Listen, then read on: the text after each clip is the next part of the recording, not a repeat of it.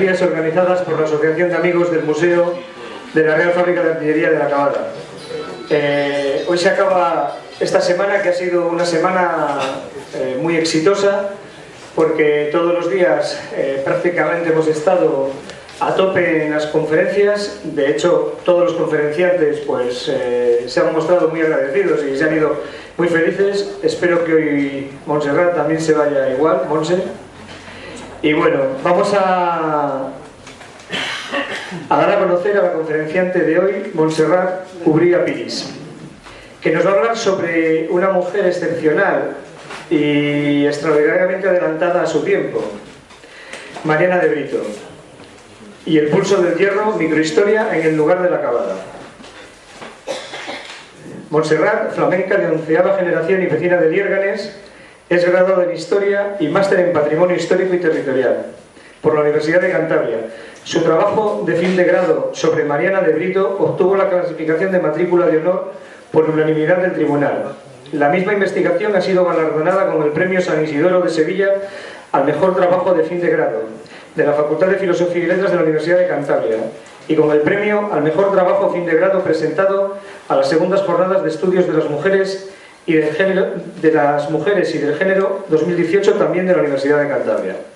En la actualidad se está especializando en patrimonio industrial, con especial interés por la interpretación, divulgación y nuevos usos de antiguas instalaciones industriales. Entre noviembre del 17 y mayo de este año ha tenido un ciclo de conferencias sobre este tema en la caseta de bombas del dique de Camazo, dentro de la programación cultural del Grupo de Luz y Compañía, con el que colabora como asesora histórica.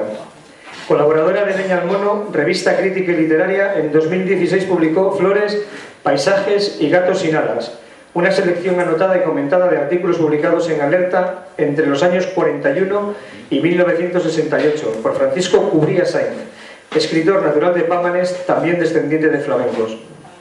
Sin más, y acompañada con esta muestra de cañones que nos ha traído ella, que ahora les contará el porqué y la historia de ello, pues acompañada por eso les voy a dejar con Montserrat Cubría Piris, que es nuestra última conferenciante de este año del ciclo. Muchas gracias.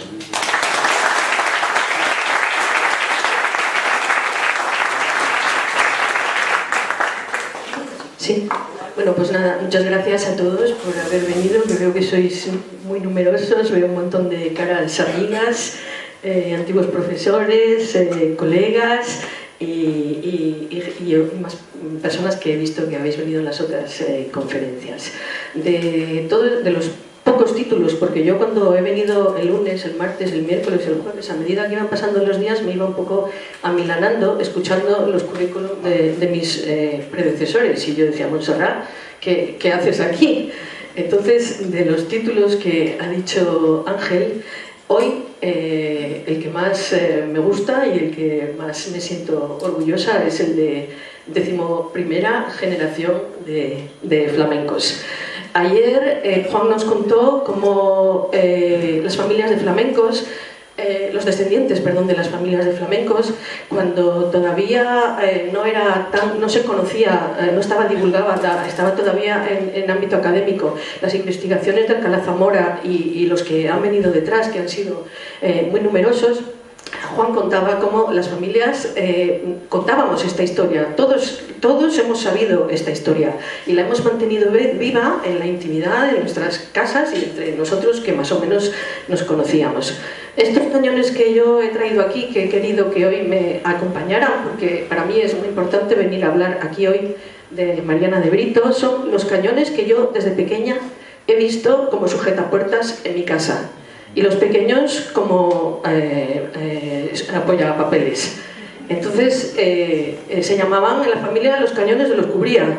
Y claro, cuando eres niño y adolescente te piensas pues que eso es batallitas del abuelo, cebolleta o chochera del padre, pero resulta que luego cuando te haces historiadora te das cuenta de la importancia que tiene la historia de estas fábricas. Y entonces pues es una gozada que me hayáis invitado a este ciclo de conferencias que con tanto entusiasmo y dedicación venís preparando desde hace tantos años.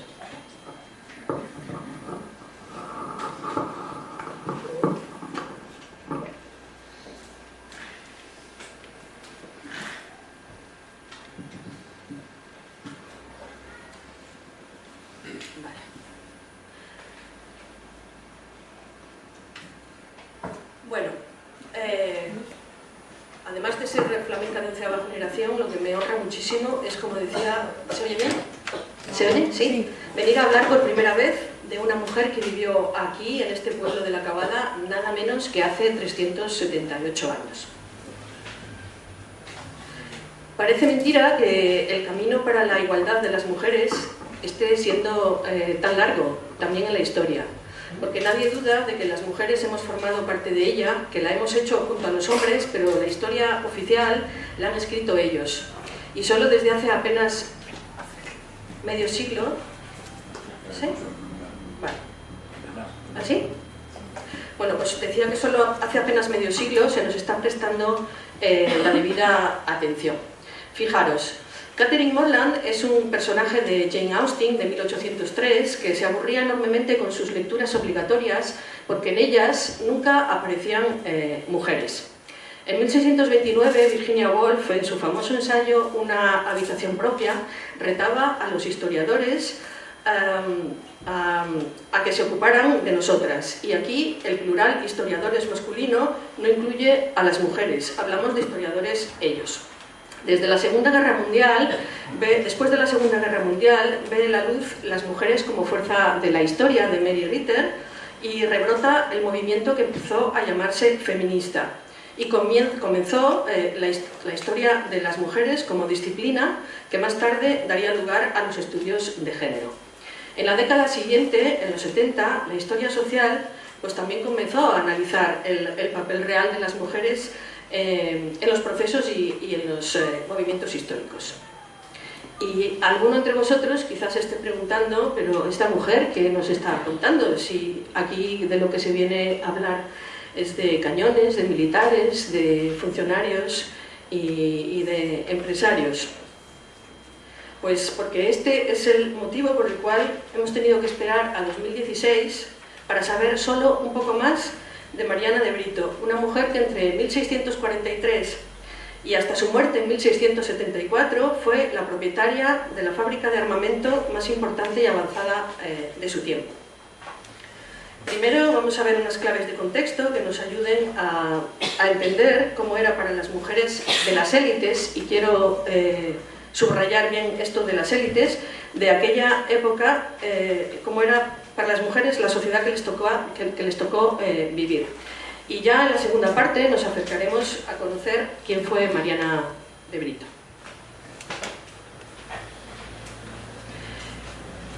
En el siglo XVII, en plena edad moderna, la familia era la institución por antonomasia. Entre sus muchos cometidos, además de la reproducción biológica, estaba la reproducción, lo que los historiadores llamamos la reproducción social. Esto es, transmitir a sus miembros y descendientes el patrimonio y el estatus adquirido, posiblemente aumentado.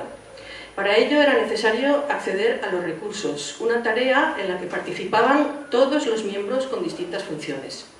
Por acceso a los recursos no nos referimos tanto a la cantidad de riquezas que se pueden llegar a tener, sino a la manera de conseguirlas y a las estrategias y la trama de relaciones que había que tejer para alcanzar esos objetivos. Podéis imaginar que todas las decisiones de las familias, como grupo, como linaje, se tomaban en este sentido, y para ello contaban con una serie de mecanismos como el matrimonio, la fecundidad, el sistema de herencia, el celibato y otros. Las posibilidades eran muchas y había que jugar muy bien las cartas, y como digo, todos los miembros debían entregarse y dedicarse a ello. Además, esta época se caracterizó porque surgieron nuevas oportunidades para acceder a la riqueza, en forma de cargos públicos, suministros de bienes y servicios, y comercio y manufacturas a gran escala, como fue la fábrica de cañones de Lierganes y La Cavada. Unas oportunidades relacionadas con el descubrimiento y colonización de tierras lejanas, la construcción de los estados, las guerras y el auge del capitalismo mercantil. Entre los diversos mecanismos que hemos dicho de acceso a los recursos, hay uno que por sus consecuencias es clave en todas las estrategias de movilidad social ascendente, y es el matrimonio. Preparar el matrimonio de las hijas era la gran preocupación de todas las familias, y la dote era el asunto más delicado. Estaba en relación directa con el estatus del futuro marido, y para las mujeres podía suponer ascender o descender en la escala social respecto a la propia familia. Porque las mujeres no pertenecían a un estamento, clase o grupo social por derecho propio, sino en relación a los hombres de su familia, el padre o el marido si estaban casadas. Sí podían recibir propiedades por herencia paterna, materna o de su esposo. Esto quiere decir que no se las excluía, pero se las consideraba menos capaces y por eso se privilegiaba a los varones. Por lo tanto, quedaban fuera de la sucesión, pero no de la herencia, que recibían por adelantado en forma de dote, y era privativa, aunque no pudieran disponer libremente de ella. Los contratos prematrimoniales, que se llaman capitulaciones, hoy se siguen llamando así, estipulaban la aportación de cada esposo. Son una fuente importantísima para nosotros los historiadores, porque detallan minuciosamente la aportación de cada uno, que teóricamente venía a ser el 10% de sus bienes. Aquí veis las primeras páginas de las capitulaciones de Juana de Almunia y Juan Osvaldo Brito, que eran los padres de Mariana, cuando se casaron en 1606. Y las otras dos de la derecha son las de los dos matrimonios de Mariana, con Juan Olivares en 1633 y con Jorge de Bande en 1640. Estas últimas, para que os hagáis una idea, son 98 páginas. Luego volveremos sobre ellas. ¿Se oye bien? Considerar a las mujeres inferiores por ser menos capaces que los hombres, históricamente ha llevado a definir su existencia en relación a ellos. Hija de, esposa o viuda de, y madre o abuela de. Esta situación legal no se cuestionó hasta el siglo XIX y justificaba la tutela de las mujeres por parte de un varón. Por ello se educaba desde niñas para el matrimonio, ya fuera con un mortal o con Dios. Dada su incapacidad y la importancia que tenía hacer un buen matrimonio, pues era incapacidad, quiero decir, de las mujeres, teóricamente, que tenían la importancia que tenía hacer un buen matrimonio, pues era la familia la que decidía con quién. Una vez casadas, las mujeres no podían renunciar a herencias sin autorización del marido, tampoco podían firmar contratos, promover un juicio o defenderse en él sin dicha autorización. Sí se reconocía al marido la capacidad de otorgar una licencia por la que su mujer, en su nombre, pudiera realizar aquello por lo que por sí misma no tenía derecho.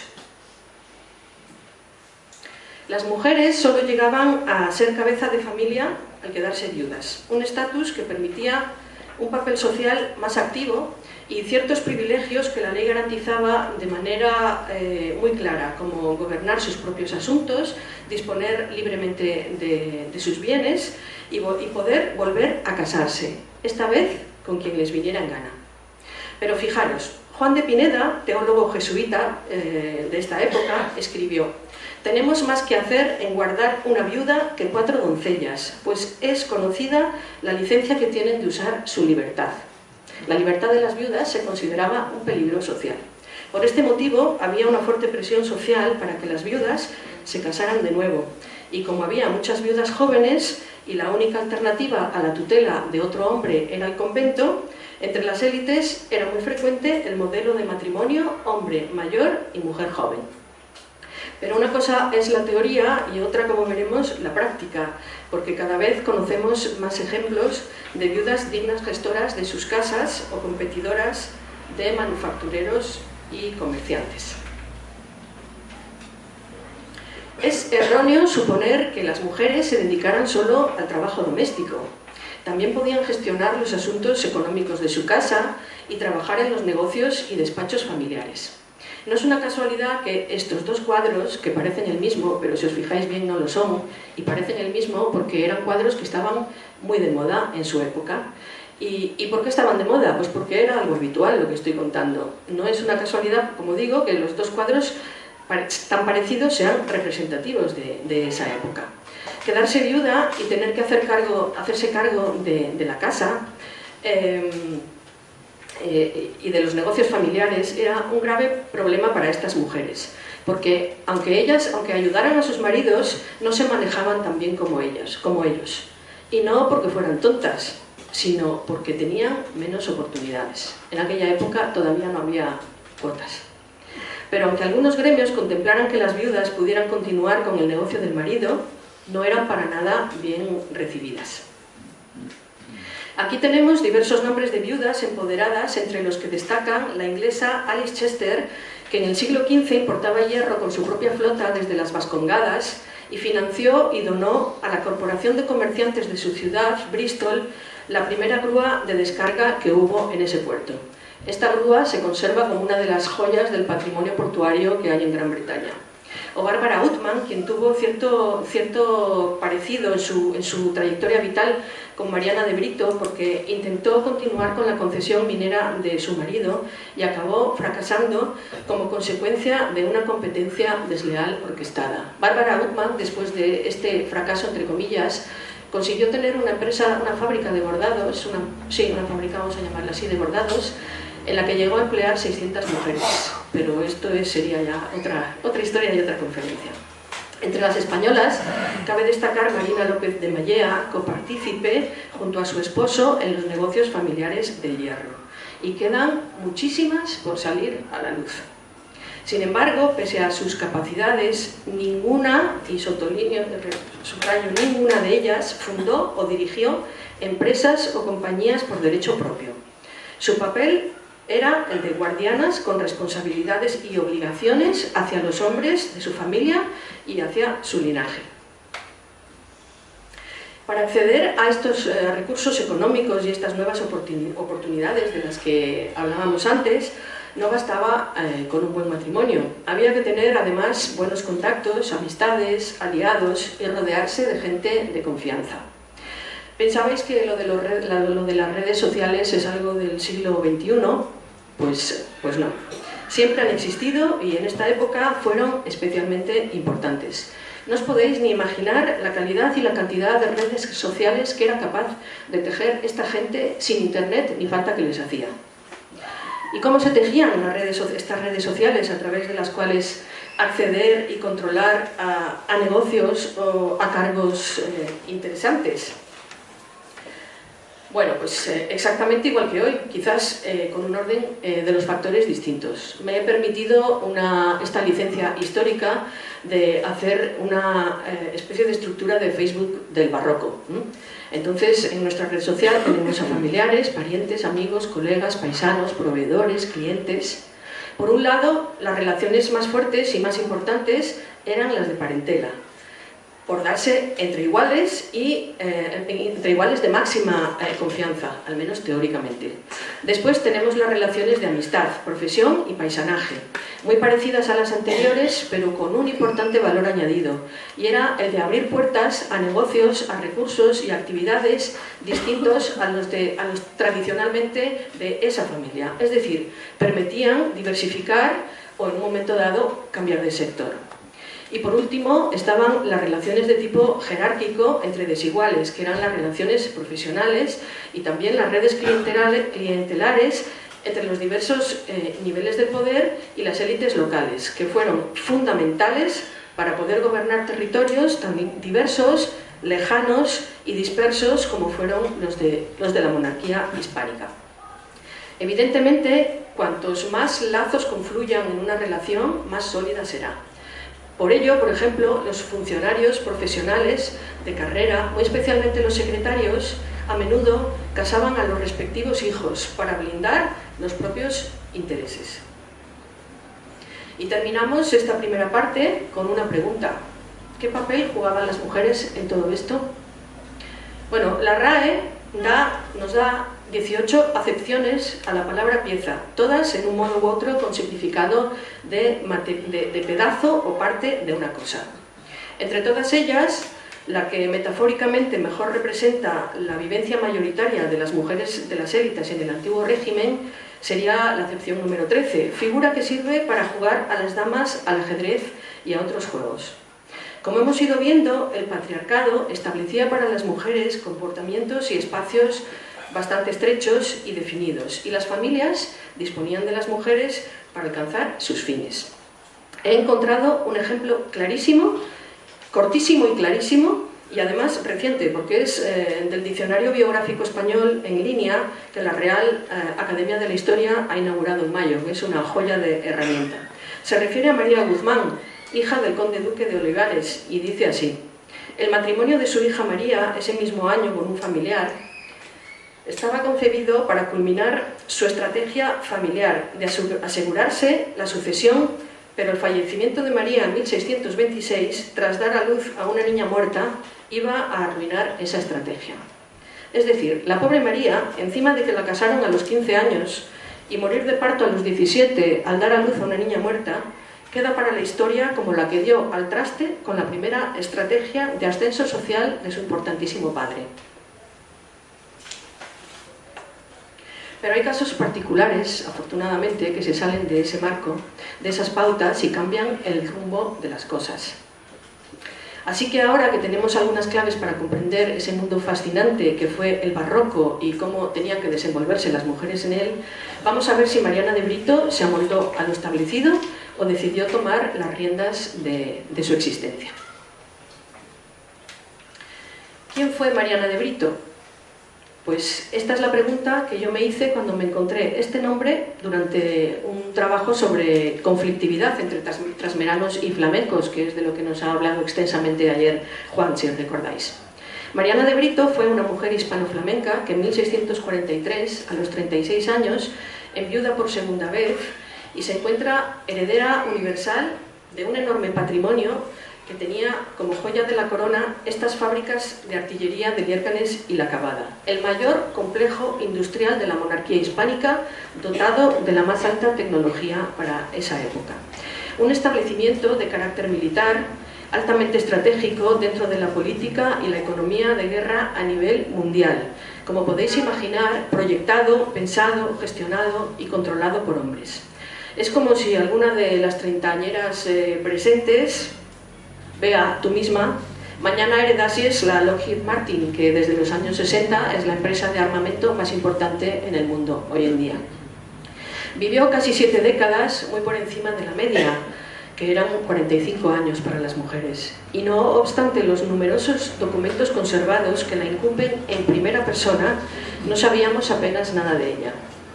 El discurso histórico imperante, hasta hace no mucho, decía que en la historia de la España del siglo XVII no encontramos mujeres con nombres y apellidos a menos que se tratase de reinas, nobles o santas. Y desde luego ninguno de estos 3 casos era el caso de Mariana de Brito.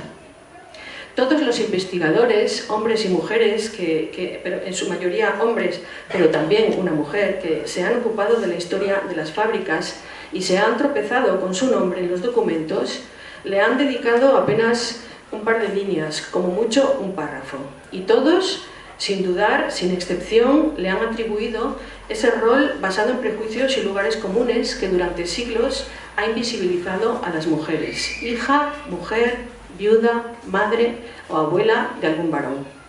Pero si Mariana de Brito se hubiese limitado a, abro comillas, estar en su sitio, su nombre no aparecería en tantos documentos y no habría merecido ni siquiera esas pocas líneas. Por lo tanto, esto que yo había encontrado era indicador de que algo había hecho. Mariana de Brito nació en Madrid y no en Bruselas el 28 de julio de 1607, o mejor, fue bautizada el 28 de julio de 1607. De su etapa de niña, y a excepción de su partida de bautismo, no tenemos datos sobre ella, así que hay que recurrir, como es habitual para los historiadores, a la información indirecta de sus parientes varones. En la carta de pago y dote que ya hemos visto, comparece ante notario como hija legítima y única, pero sabemos que tuvo 2 hermanos llamados Luis y José. El flamenco era la lengua natural de su padre, Juan Osvaldo Brito, así que no es descabellado para mí pensar que Mariana pudiera hablar flamenco. Brito era natural de Ville de la Roche, en el Ducado de Luxemburgo, y era secretario del rey por partida doble, del Consejo Supremo de Flandes y Borgoña y del Consejo de la Santa Cruzada. Los consejos eran pues como los ministerios nuestros de hoy en día, más o menos. Desempeñaba sus funciones como diplomático y traducidor, dicen los documentos, entre la corte de Madrid y la de Flandes. Así que Mariana se crió en un ambiente cortesano, católico, culto y cosmopolita. La madre, Juana de Almunia, Pertenecía a una familia madrileña de abolengo, ya que su padre y su hermano fueron regidores de la villa. Mariana fue bautizada en la iglesia preferida de la nobleza madrileña, que sería la parroquia de su familia.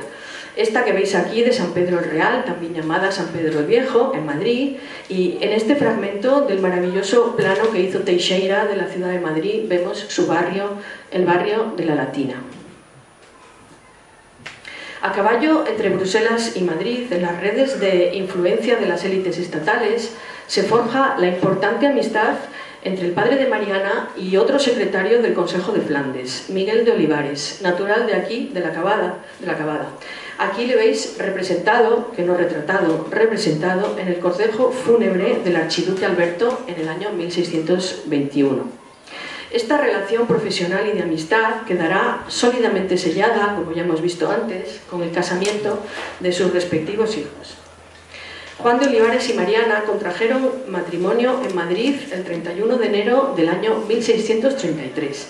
Una alianza de manual, como digo, favorecida por la pertenencia de ambas familias al mismo mundo y el mismo oficio de los cabeza de familia, que se traducirá en una concentración de patrimonio, el consiguiente refuerzo del poder de ambos clanes y que culminará, como veremos, con el acceso a estos importantes recursos de la economía de guerra que fueron estas fábricas. El Madrid de la juventud de Mariana llamó la atención de numerosos viajeros extranjeros por, y abro comillas, esto es textual, la extraordinaria libertad de actitud de las mujeres, aún de aquellas de más alta cuna y posición respetable.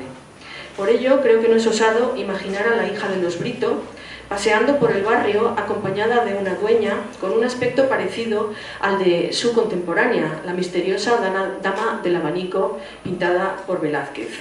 Es más, yo estoy convencida de que estas dos se conocían. Y así, con un vestido rigurosamente negro, con botones y cadenillas doradas, un verdugado de tipo aceitera y con cuello de balona rígida, es como yo la imagino una vez viuda.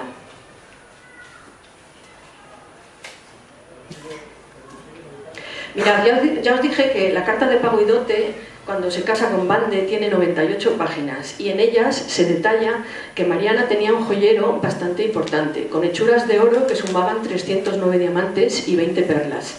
Eran piezas a la ultimísima moda, como los broches en forma de lazo o la sortija con un rubí talla corazón rodeada de diamantes, que seguramente era la del compromiso con su primer marido.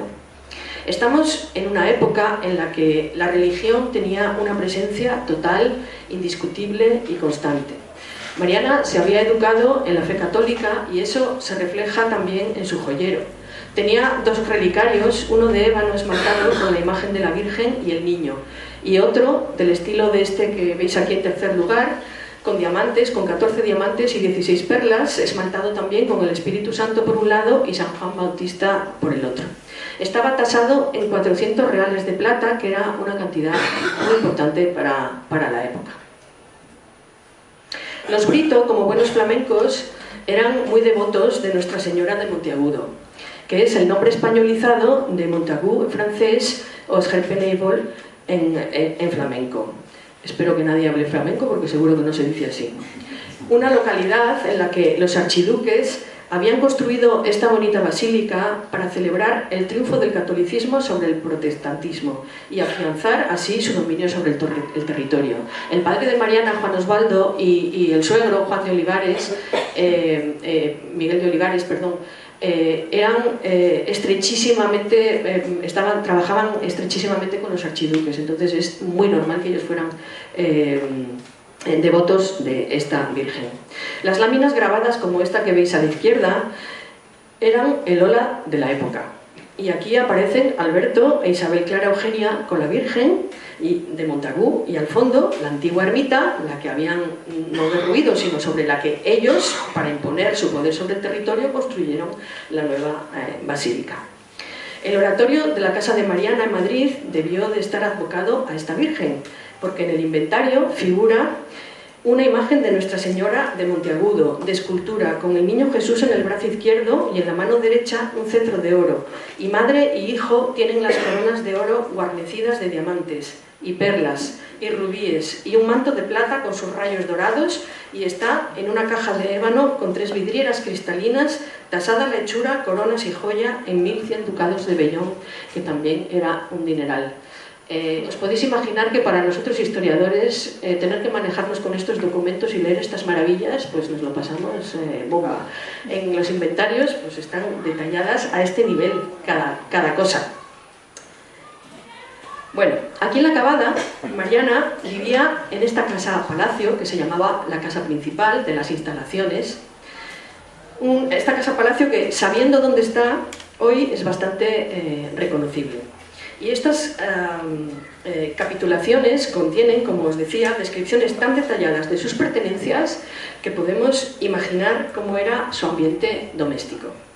Las casas señoriales españolas del siglo XVII solían ser de 2 plantas, en las que contrastaba la sobriedad exterior y la sencillez de los materiales con la riqueza y el lujo del mobiliario y la decoración interior. Tapicerías de Flandes, alfombras orientales y españolas, pinturas de género, espejos, bufetes y escritorios lujosamente revestidos, colgaduras de puerta. Junto al oratorio, la pieza privada más importante de una casa era la cámara, lo que para nosotros hoy es el dormitorio. La sala era una estancia para hombres donde se despachaban asuntos de la economía de la casa y otros negocios. Las mujeres se reunían en el estrado. Esta tarima, que es el antepasado del sofá, es la imagen que veis abajo a la derecha, cubierta de alfombras, colchones y almohadas en la que se sentaban las damas a charlar, bordar o a tomar chocolate. Todos estos elementos están, como decía, descritos con todo lujo de detalles en estas capitulaciones, permitiéndonos perfectamente imaginar cómo era su casa. Y la cocina pues sería algo así. En el inventario hay abundante menaje de mesa y este precioso bodegón es muy ilustrativo. Muchísimos pintores prestigiosos de esa época pintaron bodegones porque estaban de moda total. Los bodegones flamencos son muy conocidos y muy importantes. Pero he elegido este de Clara Peters aposta, porque ha sido una artista ignorada por la historia del arte hasta hace muy poco, por ser mujer precisamente. Pensad que en 2016 protagonizó la primera exposición individual que el Museo del Prado dedica a una pintora en sus 200 años de historia, teniendo en cuenta que el Museo del Prado tiene 4 de las únicas 60 obras que existen en el mundo de Clara Peters. O sea que esto es una muestra más de cómo iban las cosas. Bueno, en 1633 Mariana vivía tranquilamente en Madrid mientras su marido, su padre y su suegro iban y venían entre Madrid y Bruselas, casi como si fuera un puente aéreo. Ella tuvo a sus 2 hijos, Juan, que nació de manual a los 10 meses de casarse, y José, del que a día de hoy desconozco las fechas. 11 años antes, como sabéis muchos de vosotros y como ayer nos ha contado Juan en su conferencia, Jean Curtius había conseguido poner en marcha su fábrica de artillería en Liérganes, de lo que, por supuesto, tanto el padre Osvaldo Brito como el suegro Miguel de Olivares estaban al corriente. Ellos habían facilitado y asistido a la gestación de esa empresa desde el Consejo de Flandes, del que, como hemos dicho antes, eran secretarios. Todos estos personajes se conocían porque eran paisanos, además de trabajar juntos. Curtius era un conocido industrial de Lieja, Brito era de La Roche, Jorge de Bande, el que será el segundo marido de Mariana, era de Guaja, y Olivares pues era de aquí, pero estaba afincado en Bruselas. Estamos hablando de un área menos que Cantabria, o sea que indudablemente toda esta gente sabían unos de los otros. Y ahora os pido prestar mucha atención, porque viene una parte compleja para explicar en tan poco tiempo, pero que es necesaria para conocer cómo Mariana de Brito se encontró en medio de una poderosa red decidida a recuperar el control de las fábricas cuando ella las hereda.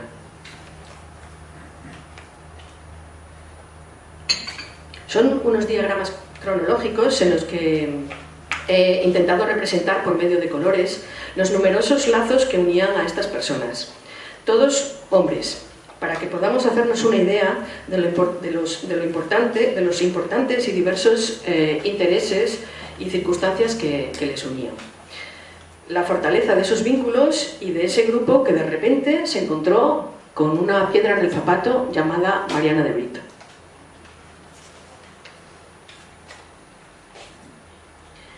Sabemos que Hank Curtius muere de viejo, más que de enfermo. Siempre se dice que murió enfermo, pero el pobre hombre, si tenía 77 años y llevaba 19 trabajando como un negro entre liérganes para arriba y para abajo, y curraba él, o sea, remangado. Era un noble con mucho dinero, pero remangado, no como los que teníamos aquí. Entonces murió de viejo. Como digo, el 12 de julio de 1628, se acaban de cumplir 390 años del fallecimiento de Curtius y nadie se ha acordado de Juan Curtius. Hay que poner remedio a esto. Bueno, meses antes sabemos también que había vendido los derechos de explotación de su fábrica a 4 personajes subordinados y estrechamente vinculados del entorno del marqués de Leganés. El contador Salcedo Aranguren, el conde de Solre, el secretario personal de este último, Jorge de Bande, y otro noble, Charles Bodequén. El contador Juan de Salcedo de Aranguren era un vizcaíno metido en negocios del hierro que ya estaba con Curtius cuando éste traspasa, por decirlo así, el negocio. Sabemos poco de su papel porque no debió de ser muy importante, muy relevante. Diego Mesía Felipe de Guzmán, primer marqués de Leganés, era el capitán general de la Armada, primo hermano del conde duque de Olivares y yerno del capitán general de los ejércitos de Flandes. Era presidente del Consejo Privado de Flandes y uno de los personajes más poderosos de su tiempo. Tanto es así que le llamaban el valido del valido. De Croy, segundo conde de Solre, era capitán de la compañía de archeros de Corps, uno de los aristócratas más poderosos de la corte flamenca y un intermediario imprescindible entre Madrid y Bruselas. Bodequén era introductor de embajadores y espía, gentilhombre de cámara de Felipe IV, contralor de la Casa Real y también archero. Y Jorge de Bande era de una familia muy importante de Ferrones, era una familia perteneciente a la baja nobleza, era un hombre muy avispado, un gran negociador y también era archero, y me ocuparé de él lógicamente más adelante. Esta compañía de archeros, a la que pertenecían todos excepto Salcedo Aranguren, era una de las 3 guardias reales, una compañía militar de élite compuesta exclusivamente por flamencos. Era la guardia que tenía como encargo proteger al rey, era como guardaespaldas, y por ello eran los más cercanos. Y en esta época pues sabéis que uno tenía la importancia que tenía en función de la distancia física a la que podía llegar a los reyes. Entonces, sus miembros, los miembros de esta compañía de archeros de Corps, estaban aforados, tenían muchísimos privilegios y todas las peticiones que hacían al rey las tramitaba el mismo Consejo de Flandes, presidido por Leganés, que era su jefe máximo, del que dependían. O sea, esto era como Juan Palomo: yo me lo guiso y yo me lo como, yo me pido los privilegios y además voy y me los concedo casi. Esto ya por sí mismo era un lobby muy importante y una red social. Los archeros podían pasar a la reserva solo, según el reglamento, antiguo reglamento además, tras 10 años de servicio. Pero su máximo responsable, el capitán, el conde de Solre, hizo una excepción con su propio secretario personal.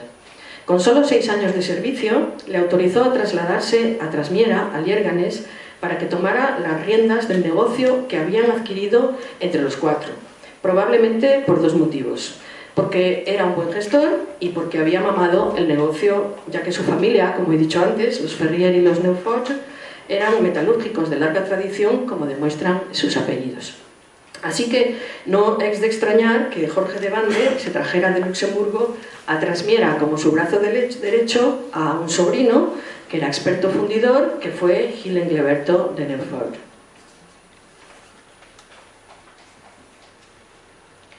Los Olivares, padre e hijo, y Osvaldo Brito, como hemos dicho, también están de refilón por ahora en este grupo. Esta sería la foto de la trama que controlará el fantástico negocio que eran estas fábricas en tiempos de guerra total. Estamos en plena guerra de los 30 años, que a su vez está dentro de la guerra de los 100 años, y el último lustro de la década de los años 30 del siglo XVII fue tremendo. Había frentes abiertos de guerra por toda Europa para la monarquía hispánica. ¿Veis la cantidad de vínculos que unían a este grupo de personas? Tenemos 4 grupos familiares, 3 de los cuales acabarán uniéndose por matrimonio, colegas de profesión y de oficio, paisanaje, aficiones, intereses, y en algunas de estas personas confluyen casi todos estos intereses, y esas eran las más poderosas. Y aquí tenemos a los 2 hombres fuertes del grupo, el marqués de Leganés, que aparece detrás de su consuegro, el general Espínola, nada menos que en el cuadro de la rendición de Breda de Velázquez. Esto ya por sí solo es indicativo del poder y del estatus que tenía esta persona. Y a la derecha vemos al conde de Solre como capitán de la Real Compañía de Archeros de Corps. El grupo fue propietario de las fábricas, este grupo de 4 personas, unos 10 años. Y aunque en los documentos solo aparecen 4 socios, por otros documentos parece claro que los participantes del negocio fueron 5. Y este quinto interesado permaneció en la sombra sin que sepamos aún quién pudo ser.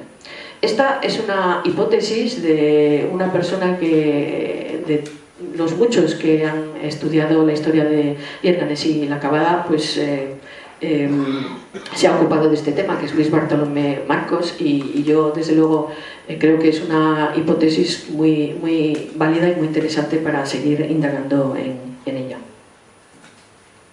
En 1637 el padre de Mariana, Osvaldo, fallece y se incorpora como brazo derecho de Jorge de Bande Adán de Rojival, que era paisano de Bande y además era colega archero, que era también flamenco, y además de eso era el tesorero de Leganés, del marqués, del poderoso marqués.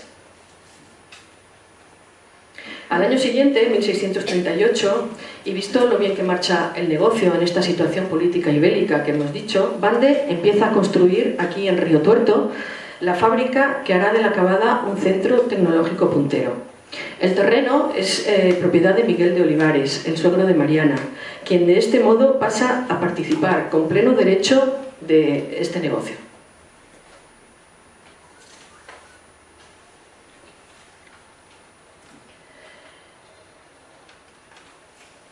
Ese mismo año muere el conde de Solre y está empezando el declive del conde duque de Olivares, mientras su primo carnal, el marqués de Leganés, cayendo la posición del conde duque, el primo va aprovechando y va siendo cada vez más poderoso. El marqués de Leganés, que es gobernador de Milán, está metido de lleno en la guerra con Francia. Y Bande aprovecha estas circunstancias, este fallecimiento, el otro que está lejos, para hacerse con las riendas del negocio y acaba comprando las participaciones de los otros socios. Al año siguiente, en 1639, fallece Juan de Olivares, el primer marido de Mariana. Y en este tiempo Jorge de Bande no ha dejado de hacer lo que mejor sabe, que es aprovechar el contexto bélico de las revueltas de Portugal y especialmente de Cataluña, abriendo una sucursal justo al ladito de Aragón, a la que manda como director a su sobrino Gil, que os recuerdo era su brazo derecho técnico en Lierganes, y también, bueno, en Lierganes especialmente. Bueno, cómo se ha despejado el panorama, ¿no? De muchos que eran, nos vamos quedando aquí cada vez menos gente. Pues al año siguiente, 14 meses después de enviudar y guardar el luto de rigor mínimo establecido, Mariana de Brito y Jorge de Bande se casan. Jorge de Bande había nacido en Luxemburgo en 1588, así que tenía 52 años y ella tenía 33. Ha habido autores que han interpretado esta diferencia de edad como un matrimonio de conveniencia. Y yo en su momento me pregunté, ¿conveniencia para quién? Porque ya hemos dicho que estas diferencias eran de edad, eran el pan nuestro de cada día. Y Mariana, desde luego, no tenía ninguna necesidad de volver a casarse. Era ya madre de 2 varones y económicamente estaba estupendamente. Y además, como viuda, era dueña de su persona. Pero Jorge de Bande era un hombre que había demostrado una enorme valía y espíritu emprendedor. Y su presencia física llamaba la atención, curiosamente hasta el punto de que en un recibo de préstamo que le hizo a Jan Curtius en 1628 se le describe como barbirrubio, de buena estatura y alto de cuerpo. Pudo parecerse a este caballero pintado por Bargenesen unas décadas antes. Yo supongo que si hubiera sido un tipo escuchimiciado, normal, bajito, morenuco, pues eso no lo hubieran puesto en el recibo, porque si lo pusieron en el recibo era para identificarle. Entonces debía de ser un pedazo de señor. Recordemos, debió de ser un hombre, además de apuesto, muy seguro de sí, carismático y por tanto atractivo. Y pienso que si a su edad no se había casado, a los 52 años no se había casado, pues probablemente fue no porque estaba convencido de su soltería y no porque le hubieran faltado oportunidades. Y la pregunta es, que yo me hice, ¿no pudo Mariana de Brito sentir interés por él? Bueno, pues recordemos que las viudas tenían plena capacidad jurídica para obrar, así que mi interpretación es que Mariana decidió matar 2 pájaros de un tiro. Se casó con un señor estupendo y de paso blindó el patrimonio de su familia y el futuro de sus hijos. Pero no lo hizo como un sacrificio, supuestamente impuesto por su suegro, que era, recordemos, copartícipe del negocio, sino que lo pudo hacer perfectamente por iniciativa propia. Y todo iba sobre ruedas hasta que solo 3 años más tarde, en diciembre de 1643, con las fábricas a pleno ritmo, Bande fallece. Es enterrado en la iglesia de San Andrés, patrón de los flamencos, que él mismo mandó construir 5 años antes en la fábrica de Liérganes. Así que andará por debajo del jardín de la casa de la Generala o de los Cañones, no muy lejos. En el testamento de Bande, fechado aquí, en la Cavada, Jorge de Bande deja bien claro que su única y universal heredera fue su querida esposa, doña Mariana de Brito. Los hijos de Mariana ni aparecen, y querer dejar constancia de su importante sentimiento hacia ella es muy significativo. Y este es el momento a partir del cual este fallecimiento de Bande y esta herencia de Mariana como heredera única y universal es el momento del que se han sacado y escrito conclusiones que han invalidado a Mariana de Brito y que nunca se han documentado por una sencilla razón, porque no pudieron ocurrir nunca. Unos autores han afirmado que desde ese momento, desde ese fallecimiento y esa herencia, Juan de Olivares Brito, primogénito de Mariana, toma las riendas de las fábricas. Otros han interpretado o afirman que dirigió las fábricas durante 50 años ininterrumpidamente a partir del año 1649. Bueno, ¿cómo andáis de matemáticas? Bien, vamos a ver. 1643 menos 1634, ¿cuánto hace? ¿Algún valiente? 9, ¿no? Bueno, pues 9 es la edad que tenía Juan de Olivares Brito cuando su madre hereda la fábrica. ¿Pensáis que un niño con 9 años o con 15, me da igual si hablamos del año 1649, pudo hacerse cargo de una empresa de esta envergadura, un establecimiento militar con importancia, como hemos dicho, estratégica a nivel mundial, con la responsabilidad que ello conllevaba? Pues yo pienso que no, que para nada.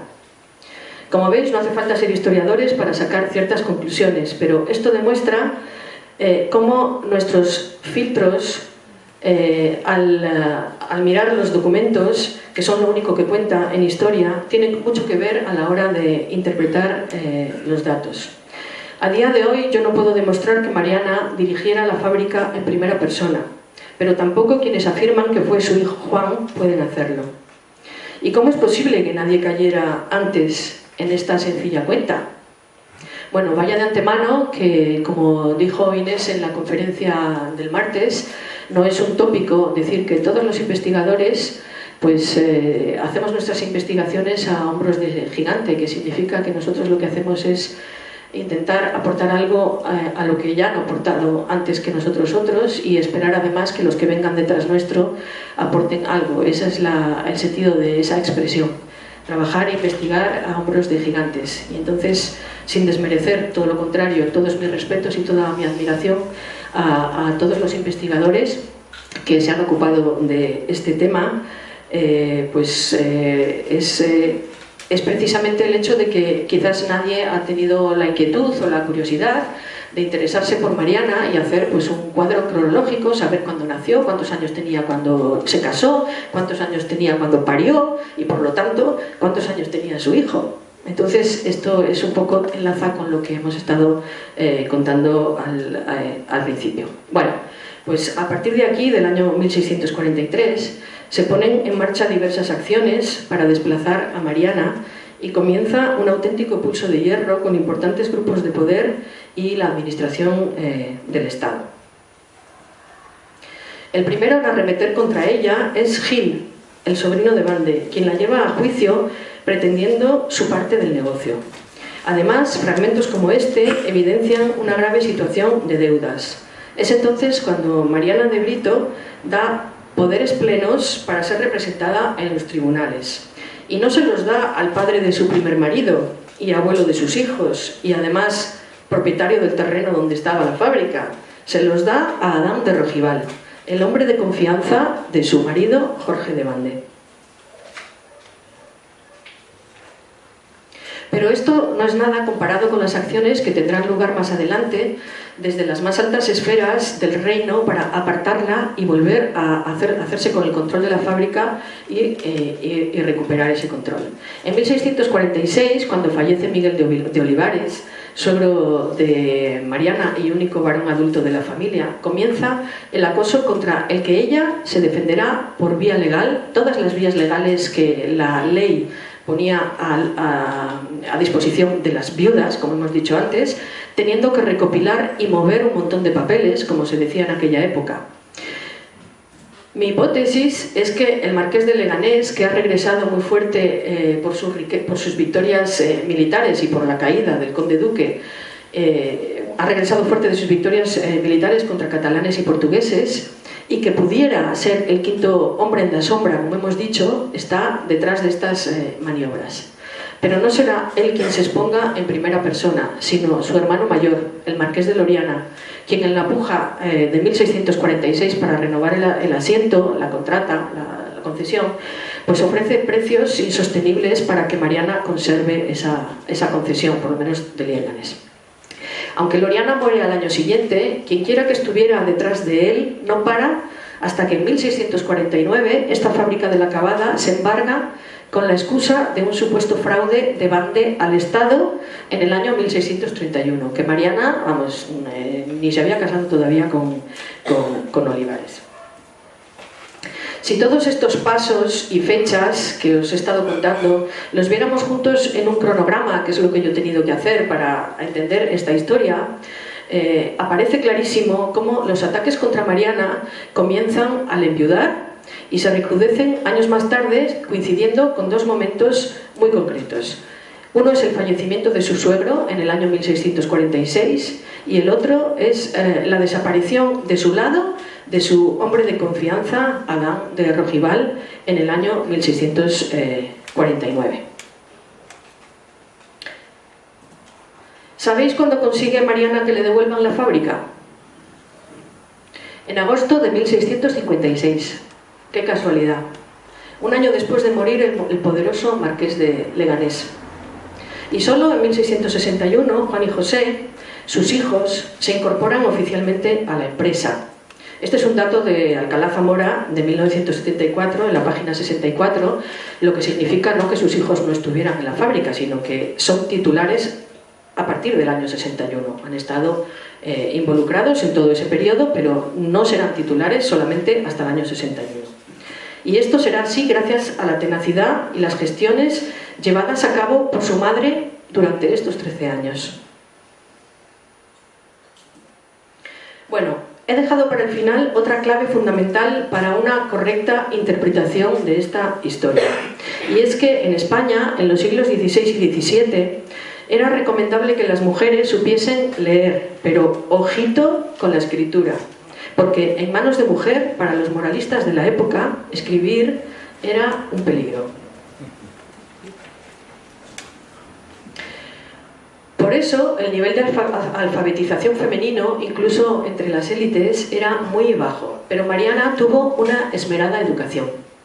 Sabía echar cuentas y sabía leer y escribir, y además lo hacía muy bien. Su firma, como ya he dicho, aparece en numerosos documentos a partir de 1643. Y fragmentos de su puño y letra, como este que veis aquí, evidencia que era una persona segura, con alta estima de sí misma, que dominaba la escritura y también que escribía muy a menudo. Este es un tipo de letra que he estudiado con técnicas historiográficas, es eso lo que nos transmite.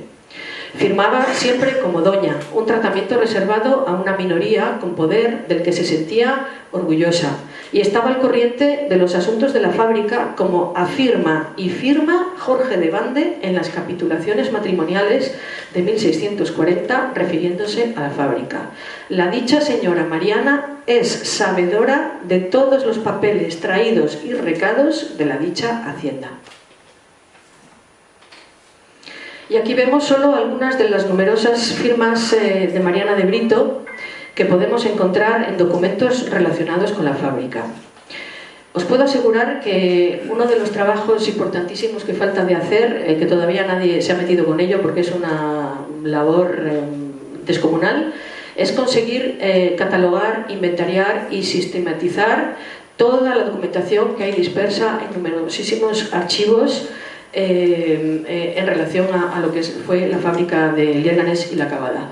Y yo creo que lo que sabemos muchísimo, lo que sabemos es solamente la punta del iceberg. Especialmente falta muchísimo por saber de la etapa anterior a los Borbones. Por tanto, en mi opinión, pero hay que seguir investigando, su papel al frente de esta empresa muy probablemente no se limitó al de viuda del empresario o madre del futuro asentista que la historiografía se ha empeñado en atribuirle. Estamos, al contrario, ante una mujer determinada y de carácter enérgico, que actúa con conocimiento de causa y de sus derechos, que no duda en mantener un largo pleito contra el Estado para defender sus intereses y los de sus hijos, enfrentándose a una potente red clientelar interesada en recuperar el control de este gran negocio.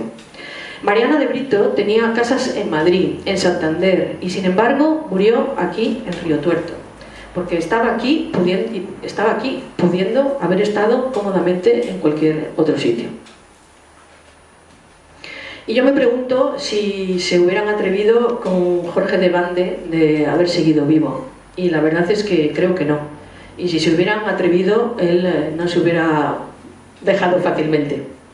Por el momento, lo que es evidente es que en 3 décadas, como propietaria de las fábricas, la iniciativa de Mariana de Brito, sus actuaciones, la toma de decisiones fueron un eslabón determinante en las estrategias de ascenso social iniciadas medio siglo antes, en 1599, por 2 familias, los Brito y los Olivares, haciendo posible con ello que ese proceso culminara en el año 1742, cuando su nieto Joaquín recibe el marquesado de Villacastel.